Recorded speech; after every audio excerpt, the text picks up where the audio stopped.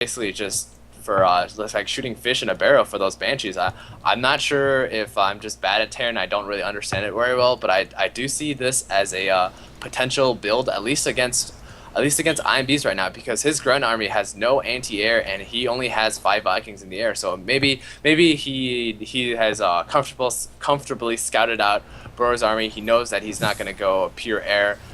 Regardless, though, both players right now are going to be playing more defensive. I think IMB is actually moving out right now. BroER landing his Vikings in a pretty bad position. Going to lose 2 immediately to Siege Tank and Mortar Fire, but BroER does now actually, he is able to see IMB's army, so he does know exactly what IMB has, and I think BroER is pretty comfortable with his army. He has a huge Siege Tank, Marine, and a few Marauders in his composition, but those Siege Tanks are already sieged up, so it's going to be extremely difficult to actually break that with more Siege Tanks.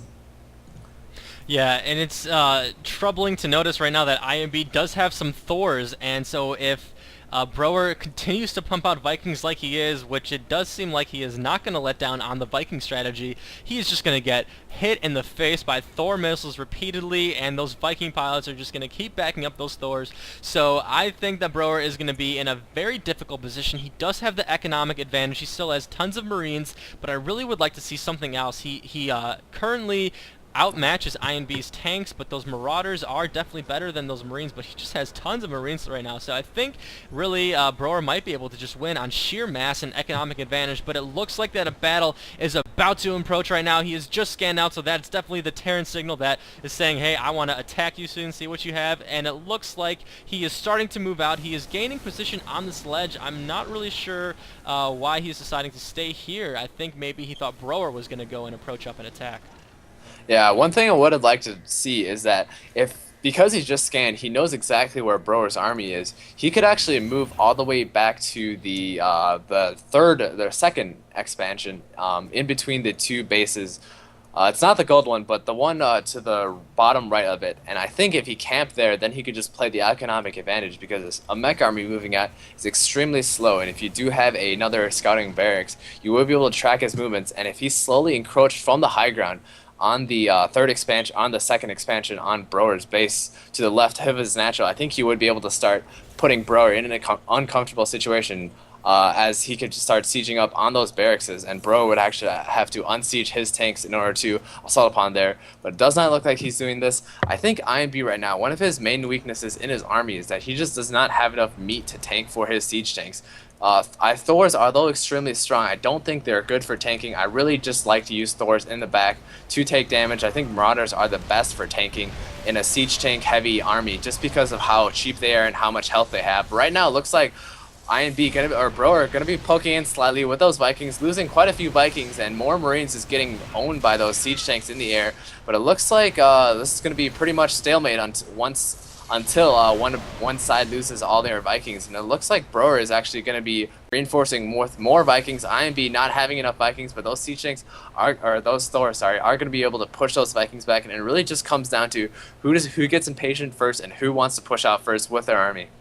Right, what's very fun to watch about Viking Micro is that they just have so much range. It's kind of like using Wraiths in StarCraft 1, where you could do lots of cool things with them, and it seems like that's really what it's going to come down to. If it's not a face-to-face battle, if BroER is able to pick off a couple of more Vikings, then that would be good. But IMB just has tons of Thors. These Thors are staring this army down, but that is just so many tanks for now. Looking at the food, it is 163 versus 137, so definitely BroER does have the advantage, but I would like to see some other kind of unit composition, because right now he's pretty much been going the same thing the whole game: infantry, Vikings, and siege tanks. I would like to see something else. I don't really see anything crazy going on in the production tab, but we do see an army of stim Marines moving out right now, so he's using these Marines as kind of like a strike force, and those Marines are like, I'm just going to take away all my life, I'm going to run fast. It looks like a bunch of marathon runners on crack, so they are running across the map right now. They're going to snipe out this expansion, and it's going to be very difficult for IMB to move against this position, because it's siege tank on siege tank. Whoever moves first is pretty much going to lose, so BroER is going to be able to take this expansion down without any problem, and it looks like IMB is starting to move. He realizes he has to do something, and the battle is approaching right here. Viking on Viking and Thor on Viking and siege tank on Thor, and right now IMB is backing off. losing those Vikings some more. He is, looks like BroER is now moving in those Marauders to try to take out those siege tanks, and I think IMB is just going to get wrecked right here between those siege tanks and those Marauders. There's just too much for IMB to deal with. This is a menacing force for any army to deal with, and BroER with that stealth and ninja marine blob moving across the map, that was just awesome to see, and he is just going to be able to wreck the economy of IMB. Again, both players, like I said, sticking to their guns. BroER always looking for the economic advantage, and that is definitely what he has done, despite the fact that IMB does have 2 expansions right now. He is really just reeling from this loss. He just lost both of his armies, and these Marines might even be able to take out what's left of IMB's base, but those Vikings are actually pretty powerful against the Marines, so I don't think he's really going to be able to do all that much moving away from that siege tank, but he's like, at this point, I'm just going to go ahead and use these Marines and have them finish the race. So that is it pretty much for IMB. He just lost so much there, but let's see how he might be able to recover from this. Right now, it's going to be really difficult. It's 45 harvesters to 9 harvesters. So we'll see how this battle approaches right now. And right now, BroER's Vikings are moving across the map to scout any other expansions that are out here right now. This game is absolutely crazy at this point.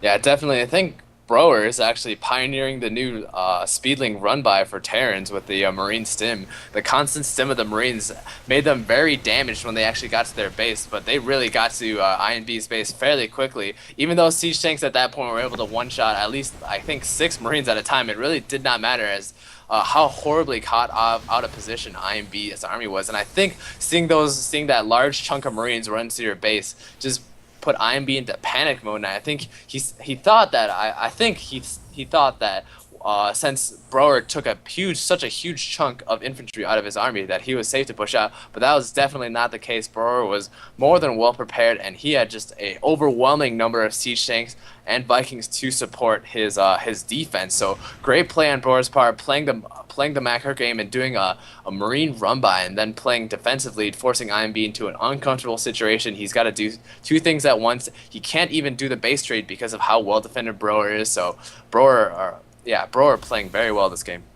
Yeah, we see right now there are just so many barracks right now on the map for BroER. He's pretty much taken up, and he's working the shop here outside of his expansion, just pumping in Marauders right now to deal with any kind of siege tanks that IMB might have on here, and using those Marines very unconventionally. I love to see that play. At first I was kind of like, I'm not sure what you're doing. I'm not sure if BroER was even planning on doing anything like that, but he definitely used those Marines very effectively. And it looks like BroER is going to be moving out right now. The couple of Vikings taking in position. There are only a couple of Vikings for IMB right now, and I don't think he's going to be able to hold up this attack. Siege is getting up. They are blasting each other with missiles, and I think those Vikings are going to start moving down on those siege tanks, and no, that is just GG. He is called GG, and that is it. BroER has taken the final match of this series. Wow, this has been truly an interesting set of matches right here with the Marine run-by and the base races. It has really just been incredible to watch all these amazing games unfold right before my eyes. So